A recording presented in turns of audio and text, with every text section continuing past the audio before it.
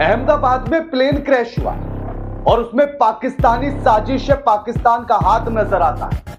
नमस्कार, मैं आपके साथ के राणा, न्यूज संवाद देख रहे हैं। जैसे ही ये प्लेन क्रैश होता है और उसके बाद जानकारी निकलकर सामने आने लगती है, उसके तुरंत बाद याद आने लगता है सन 1965, महीना सितंबर का और तारीख 19 सितंबर साल 1965 का वो दिन जब भारत और पाकिस्तान के बीच जबरदस्त जंग चल रही थी, युद्ध चल रहा था 1965 वाला।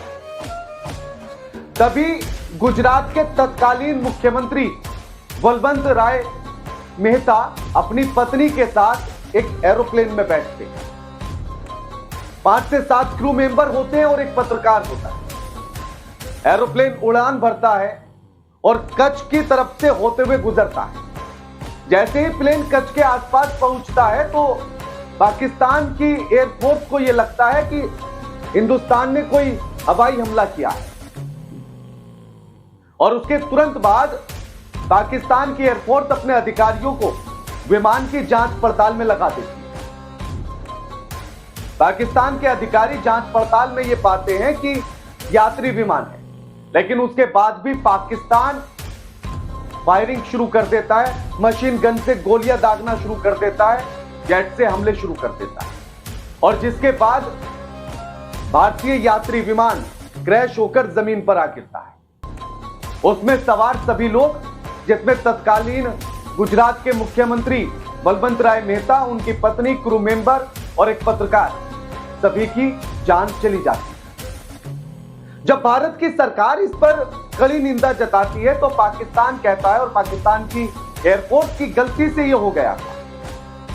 गलती से हो जाने के बाद भी ना तो पाकिस्तान की सरकार ने आज तक 2025 तक कोई आधिकारिक माफी मांगी और ना ही पाकिस्तान की एयरफोर्स ने उस पर कोई आधिकारिक माफी मांगी। और जब पता है कि यात्री विमान है तो फिर उसके बाद हमला क्यों किया गया, यानी कि जानबूझकर किया गया।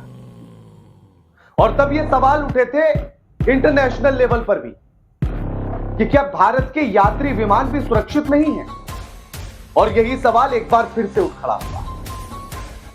सोचिएगा कि जो फ्लाइट दिल्ली से अहमदाबाद तक पहुंचती है, जिसको लंदन जाना है, और अहमदाबाद तक वो ठीक जाती, अगर कोई तकनीकी खराबी होती तो आपको याद होगा कि जब भी विमान उड़ान भरते हैं तो उससे पहले सभी तरह की तकनीकी जांच की जाती है। कई बार आपने यह भी सुना होगा कि तकनीकी जांच की वजह से फ्लाइट लेट हो गई। तो आप सोचिए कि जांच कितना महत्वपूर्ण मुद्दा होता है। लेकिन उसके बाद अगर जांच पड़ताल पूरी करने के बाद एरोप्लेन उड़ान भरता है, अहमदाबाद से दिल्ली तक वो आराम से, दिल्ली से अहमदाबाद तक वो आराम से आ जाता है, लेकिन जैसे ही वो अहमदाबाद से उड़ान भरता है 1:38 पर और 1:40 पर खबर आ जाती है कि प्लेन क्रैश हो गया। यानी कि 30 सेकंड से लेकर 1 मिनट के बीच में प्लेन क्रैश हो जाता है। अब आप सोचें कि उड़कर कितनी ही ऊंचाई और कितने ही किलोमीटर का सफर तय किया होगा। वैसे भी जिस सिविल हॉस्पिटल के हॉस्टल पर या जिस हॉस्टल से जाकर टकराता है विमान, वो बहुत दूर नहीं है, एयरपोर्ट से पास में ही है, और उससे जाकर टकराता है और आग के गोले में तब्दील हो जाता है। अब और क्यों कह रहे हैं हम पाकिस्तान की साजिश? याद कीजिएगा 1965 में भी एरोप्लेन में कौन था? गुजरात के तत्कालीन मुख्यमंत्री बलवंत राय मेहता और उनकी पत्नी और क्रू मेंबर। इस प्लेन में कौन था? गुजरात के पूर्व मुख्यमंत्री विजय रूपाणी साहब। पिछली बार 1965 में जब प्लेन क्रैश हुआ था तो गुजरात के तत्कालीन मुख्यमंत्री की उस हादसे में मौत हो जाती है, जान चली जाती है। और इस बार भी जब यह प्लेन क्रैश होता है तो गुजरात के पूर्व मुख्यमंत्री की जान चली जाती है। और सुनिए हम क्यों कह रहे हैं। एरोप्लेन में लोग सवार थे 242, जिनमें से 169 लोग भारतीय, 53 ब्रिटिश और 7 पुर्तगाली लोग, यानी कि पुर्तगाली नागरिक शामिल थे, और 12 क्रू मेंबर थे। जैसे ही प्लेन क्रैश होता है लगभग सभी यात्रियों की, जितने भी उसमें सवार थे, सभी की जान चली जाती है। सिर्फ एक व्यक्ति बचता है यानी कि 241 लोगों की जान चली जाती, जिनमें से ब्रिटिश के कितने 53, 7 पुर्तगाली, 1 कनाडा का नागरिक।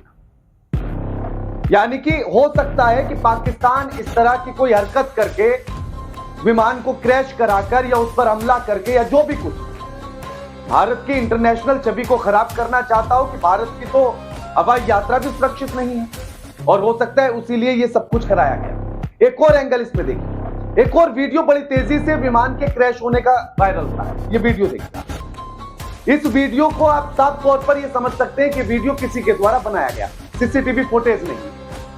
इसमें कैमरा इस तरह से है, हॉरिजॉन्टल, तो कैमरे से बना हुआ वीडियो है, और ये भी पता लग रहा है कि किसी कोई कमरा या कुछ है जिसकी विंडो से ये वीडियो कैप्चर किया जा रहा है। जैसे ही ये एरोप्लेन की इस उड़ान को कैप्चर करता है, उसके बाद आप ध्यान से देखिए तो जूम करता है, और जैसे जैसे प्लेन नीचे की तरफ जाता है, जब गिरने वाला होता है तो उसको और जूम करके देखता है, और जब जैसे ही प्लेन हॉस्टल से टकराता है, क्रैश होता है, आग के गोले में तब्दील होता है, उसके बाद वीडियो बंद हो जाता है। ऐसे लगता है कि जैसे कोई सुनियोजित तरीके से इस वीडियो को शूट कर रहा हो और उसको पहले से ही बात पता हो कि प्लेन क्रैश हो। तो क्या ये जो भी व्यक्ति है, जिस घर से इसने ये वीडियो बनाया, जिस बिल्डिंग से वीडियो बनाया गया, क्या सच में वो हर इसी तरह से उड़ने वाली फ्लाइट का वीडियो बनाता है, या फिर इसी का वीडियो बनाया? और इसी का बनाया तो स्पेशल इसी का क्यों बनाया? प्लेन क्रैश होते हुए को जूम करने की क्या जरूरत थी? आप खुद सोचिए, अगर आप नॉर्मली किसी प्लेन का वीडियो बनाएंगे उड़ते हुए का, तो आप नॉर्मली बनाएंगे, लेकिन प्लेन अगर नीचे की तरफ जा रहा है तो जूम कर रहा है, और जैसे ही प्लेन क्रैश होता है, आग के गोले में तब्दील होता है, तो तुरंत वीडियो बंद हो जाता है, जैसे उसने अपने किसी आकाओं को भेज दिया। ये सारी चीजें हैं जो इस तरफ इशारा करती हैं कि इसमें कहीं ना कहीं साजिश की बू आती है। वो साजिश आतंकी हो, वो साजिश पाकिस्तान के द्वारा प्रायोजित हो, या कुछ हो। तो इसीलिए जांच हर पहलू की होनी जरूरी है, और अगर इसमें सरकार की तरफ से कोई खामी निकलती है, तकनीकी तरफ से कोई खामी निकलती है, तो जांच इस पर भी जरूरी है। और इस बार बात सिर्फ आए बाएं करने से काम नहीं चलेगा, या दाएं बाएं करने से काम नहीं चलेगा। सरकार को फिर जवाबदेही तय करनी पड़ेगी कि किसकी गलती है, किसकी लापरवाही है, क्यों यह घटना हुई, इसकी पूरी जवाबदेही तय करनी पड़ेगी सरकार। इस्तीफे होने चाहिए, लेकिन जो बात हम कह रहे हैं कि एंगल यह भी होना, इसके पर भी जांच होना जरूरी है। क्या आतंकवादी साजिश है? क्या पाकिस्तान का हाथ है? तकनीकी खराबी है? किसकी खामी है? हर एक एंगल पर जांच होनी जरूरी है, क्योंकि सबसे बड़ा हादसा है ये।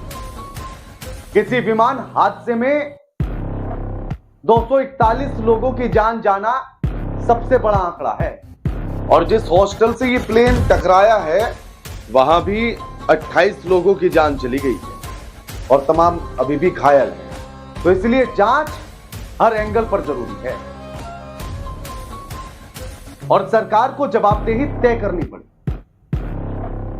बाकी आप बताइए जरा कमेंट बॉक्स में कमेंट करके कि आपको इस पूरी घटना को लेकर क्या लगता है, कि क्या आपको आतंकवादी साजिश लगती है, आपको पाकिस्तान का हाथ लगता है, तकनीकी खराबी लगती है, सरकार की गलती लगती है, एयर इंडिया की गलती लगती है, किसकी गलती लगती है? क्या आप इस पूरी घटना को लेकर सोच रहे हैं, समझ रहे हैं? कमेंट बॉक्स खुला हुआ है, कमेंट करके जरूर बताइएगा।